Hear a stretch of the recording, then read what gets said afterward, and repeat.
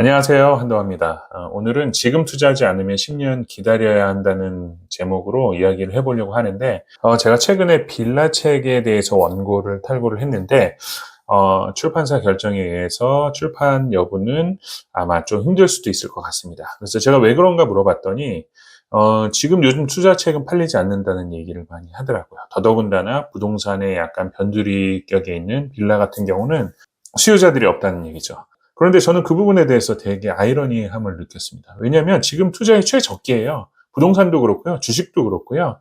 물론 시기의 여부는 약간의 오차가 있을 수 있겠지만, 그런데 지금 아니면 또 10년을 기다려야 하기 때문에 제가 오늘 그 부분에 대해서 이야기를 해보려고 합니다. 그래서 화면으로 좀 설명을 드리자면요. 지금 투자하지 않으면 10년 기다려야 한다. 앙드레 코스톨라니의 달걀 이론이라는 게 있습니다. 물론 이 달걀 이론은 채권과 금리의 연관성, 그리고 투자 타이밍을 잡아주는 이론이기도 한데요. 오늘 뭐 이 이론을 설명하려고 하는 건 아니기 때문에 이 이론을 한번 검색을 통해서 찾아보시기 바라고요. 이 이론에서 주로 설명하고 공식을 세우려고 하는 것은 시장 주기, 그리고 심리적인 분석, 균형적인 관점을 이야기합니다. 그런데 오늘 이 이론에 대해서 제가 이야기해 보려고 하는 이유는 여러 가지 채권, 금리 이런 관계성을 얘기하려고 하는 것이 아니라 달걀 이론에 대해서 경제 사이클이 계속 돌아가고요. 이 돌아가는 사이클을 옆으로에 따라서 시간 순서를 그리면 이렇게 들쑥날쑥한 경제 주기, 우리가 많이 봤던 그래프가 되는 거고요. 물가 상승률에 기반한 타임라인을 그리면 우리가 주식 그래프로 많이 봤던 이 들쑥날쑥한 이런 그래프가 되는 것이 기본적인 모든 원리의 연관성입니다. 이것을 타임라인을 현 시점으로 고정했을 때 계속 달걀처럼 도는다고 해서 달걀 이론이라고 많이 얘기하는데, 제가 오늘 얘기하려고 하는 핵심은 이겁니다. 투자자와 소비자의 관점이 정반대로 움직인다는 것입니다. 그래서 우리가 흔히 하는 말로 남들이 살 때 팔고 남들이 팔 때 사면 돈 번다라는 얘기가 정말 의미 없는 얘기가 아니고요. 이 앙드레 코스톨라니의 달걀 이론에도 여실히 나와 있습니다. 그래서 지금 이 최저점 어딘 것 같아요. 최저점 어딘가에서는 이미 투자자들은 살려고 매수 준비를 하고 있을 겁니다. 근데 지금 소비자들은 요즘 같은 시기에 주식 어떻게 사? 요즘 같은 시기에 부동산 어떻게 사? 이렇게 얘기하고 있는 겁니다. 심지어는 저 같은 경우는 지금 강남으로 진출하기 위한 제일 좋은 조건이라고 생각하는 것들이, 지금 소액으로도 강남에 빌라를 투자를 하게 되면 정말 대박이 나면 재건축 재개발의 붐을 타고 수십억 대의 아파트가 될 수도 있고요. 설령 그렇지 않는다 하더라도 실수요자가 많은 지역에는 이 빌라 투자를 통한 대박의 요소들이 많이 있기 때문에 제가 말씀을 드리는 건데, 요즘 같은 시기에 주워 담지 않으면 또 10년이라는 시간을 기다려야 할 수도 있습니다. 그래서 제가 이 투자 시기의 결정의 중요성에 대해서 이야기를 해보려고 하는데요. 사실 투자라는 것은 타이밍 싸움입니다. 대표적으로 우리가 환율만 따져볼게요. 환율이라는 것이 낮으면 뭐 1,000원대, 1,100원대, 높으면 1,400원에서 1,500원. 물론 뭐 IMF 때는 뭐 1,700원, 1,800원도 갔었지만 어찌됐든 그 구간을 오르락 내리락 하는 그 변동성에 의지해서 어떤 사람은 정말 많은 돈을 벌고 어떤 사람은 그냥 오르는구나, 내리는구나. 정말 이 단순한 그냥 무관심에 의해서 그런 기회비용들을 놓쳐버리게 되는 거죠.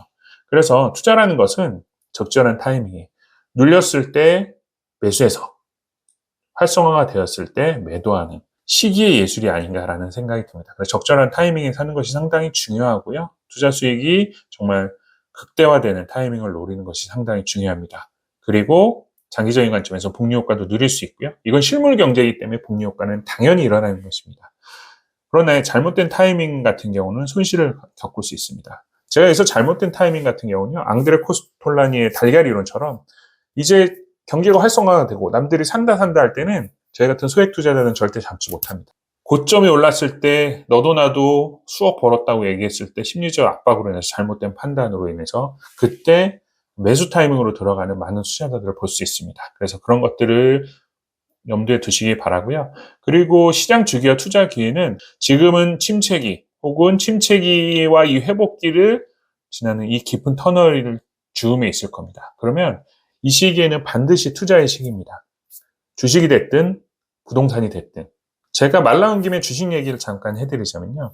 주식에선 눌림 매매라는 것이 있습니다. 무슨 얘기냐면 상승기를 가다가 상투를 거쳐서 하락기로 넘어갔을 때, 주가가 눌려져 있을 때 우리가 눌림 매매라고 하는데, 그랬을 때 투자했을 때 투자적인 타이밍이 상당히 좋은 것을 의미합니다. 한 20여 년 전에 이게 주식 투자라구나 느꼈던 결정적인 계기가 일본에서 지진이 나서 우리나라 코스피가 떨어졌던 적이 있습니다. 그때 뭐 저는 주식의 종목을 보거나 이렇게 하지 않고 무조건 아무 주식이나 그냥 가장 유명했던 주식을 샀을 때 그때 상당한 수익을 봤습니다. 제가 그때 느꼈던 것은 뭐냐면 이 눌림 매매라는 건 그때 이론을 알고 있었던 건 아니지만 상당히 중요하고 그 타이밍에 내가 뭔가 결정을 하게 되면 상당한 수익을 누릴 수 있구나. 대표적으로 제가 하이브 같은 경우도 2배의 수익을 본 기억이 있습니다. BTS가 해체되네 마네.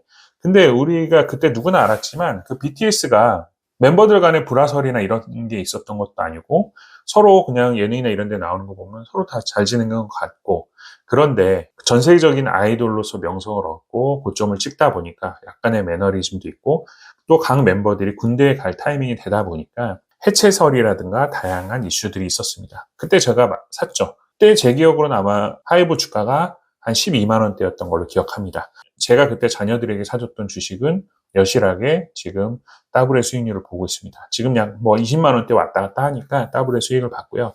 그리고 워렌 버핏도 꺼린다는 항공주에 투자를 해서 제가 수익을 본 적도 있습니다. 대한항공에 투자를 했을 때 그때도 약 한 7, 80%의 수익을 봤던 것 같은데 그때도 간단합니다. 그 오너 간의 분쟁도 있었고 그때 무슨 땅콩 해양 사건이라는 그런 이슈도 있었을 때 저는 그때 매수를 했습니다. 그때도 2배까지는 아니었던 것 같고요. 한 7, 80%의 수익을 냈던 것 같은데 그만큼 주식이 좋고 나쁘고도 어떤 기본적 분석도 상당히 필요하지만 그 타이밍에 따라서 눌렸을 때, 가치가 하락되었을 때 그것을 매수하게 되면 그것은 상당한 수익으로 이어질 수밖에 없는 겁니다. 그래서 지금 투자해야 하는 이유는 너무나도 간단합니다. 투자라는 것은 내일로 미루는 것이 절대 아닙니다. 당장 오늘부터 시작을 해야 되는 게 기본적인 원칙이기도 하고요. 그리고 기회비용이라는 게 있습니다. 저도 주식 같은 경우 주식 통장에 넣어놓으면 투자 수익 외에는 CMA처럼 이자가 붙지 않기 때문에 저는 잠깐 노는 돈은 CMA나 어떠한 금리가 붙는 통장으로 이체를 해놓는 겁니다. 즉 돈이라는 것은 놀리게 되면 그만큼 기회비용을 손실하는 겁니다. 내가 원금을 보존했다고 해서 그것이 안전한 것이 아닙니다. 물가 상승률은 상승하기 때문에 내 돈이 놀고 있다, 제자리에 있다는 것은 그만큼 실질 금리가 마이너스로 적용되고 있다는 것과 똑같기 때문에 기회비용을 누리기 위해서라도 반드시 내가 가지고 있는 돈을 작은 이율의 투자 상품이라도 반드시 넣어놔야 하고요. 그리고 장기 목표를 반드시 가지셔야 합니다. 이자 1, 2%는 별게 아닐 수도 있겠지만 그것이 복리로 이어지고 그 복리 효과를 통해서 장기간 수익이 됐을 때 그래프로 따지게 되면 단순히 1차원적인 직선 그래프가 아니고요. 복리라는 것은 꺾어져 올라가는 그래프이기 때문에 현 시점에서는 별로 티가 안 날 수 있지만 5년 뒤, 10년 뒤에는 상당한 많은 차익이 발생할 수 있기 때문에 지금 반드시 투자를 해야 합니다. 더군다나 10년 주기 분석이라는 게 있습니다. 우리가 지금 만약에 이 시점이라고 생각을 한다면 정말 고점, 부동산도 마찬가지죠. 그리고 코인도 마찬가지고요. 그런데 우리가 10년 전 리먼 브라더스 사태나 이런 것들의 금융위기가 있었습니다. 그리고 그 전에는 IMF가 있었습니다. 즉 이게 꼭 10년이라는 의미가 아니라 경제라는 것은 계속 변동성을 갖게 됩니다. 그래서 오르락 내리락.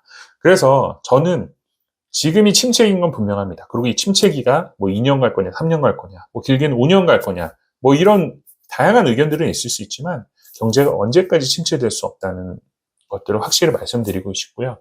그리고 제가 뭐 국뽕에 차 있는 이런 느낌이 아니고 우리나라 같은 경우는 상당히 경제적으로나 투자적으로나 예민한 민족이기 때문에 이런 것들이 상당히 저에겐 기회가 될 수도 있다고 생각합니다. 그리고 제조, 생산, 뭐 어떤 IT, AI 이런 분야에 있어서 모든 분야의 상위권에 랭크되어 있는 나라가 생각보다 많지 않습니다. 그래서 우리나라 같은 경우는 이런 침체기에 벗어날 수 있는 모멘텀이 생기게 되면 분명히 이 그래프를 탈 것이기 때문에 물론 이 그래프가 지금 저점에서 몇 년을 갈지는 이견이 있을 수 있고 그것이 다 맞는 말이겠지만 상승 곡선을 갔을 때 이 타이밍을 잡지 못하면 또 10년이라는 시간 동안 남들 돈 벌고 뭐가 올랐네, 주식이 올랐네, 부동산이 올랐네 할 때 그냥 바라만 봐야 되고 그나마도 심리적인 압박으로 인해서 투자하지 못할 확률이 상당히 높습니다. 이 시점에 많은 투자자들은 지금 투자를 하고 있을 겁니다. 이미 내가 여기서 투자에 대한 엄두를 못 내고 있다.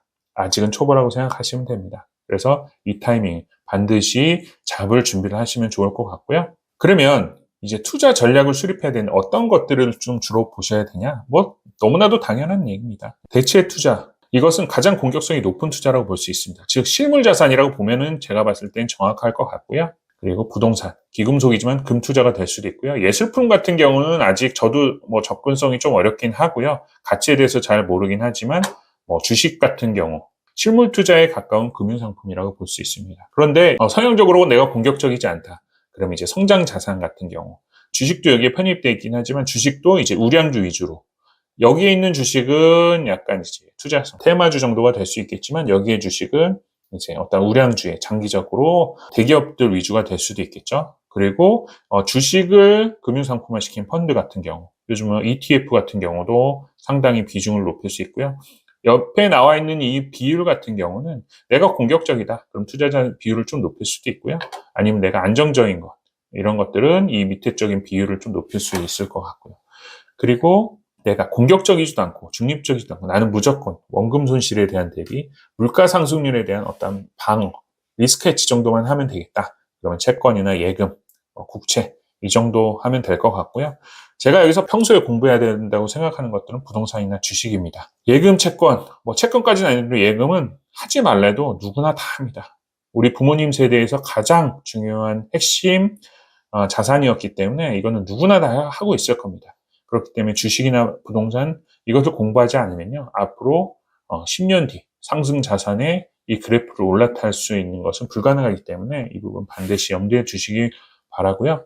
대부분의 사회초년생들은 여기에 몰려 있습니다. 그래서 저는 내 성향보다는 좀 더 공격적으로 가도 절대 손실나는 투자는 아닐 거라고 개인적으로 생각을 하고요. 결국은 시장이 반이고 지금 시작하지 않으면 이미 늦는 겁니다. 제가 건축주들한테 이런 얘기 많이 합니다.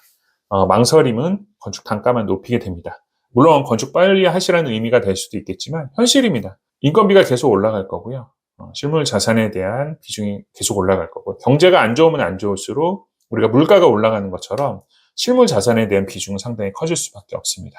그래서 반드시 빨리 시작하시는 게 좋고요. 그 다음에 꾸준히 하셔야 됩니다. 이 꾸준히 하는 영역에 대해서는 저는 그냥 진짜 내가 주식을 아무것도 모른다. 그러면 아무 주식이랑 그냥 막 사놓으세요. 그러면은 100만 원을 투자했는데 내가 10% 손실 났다. 그럼 10만 원 손해 보겠죠.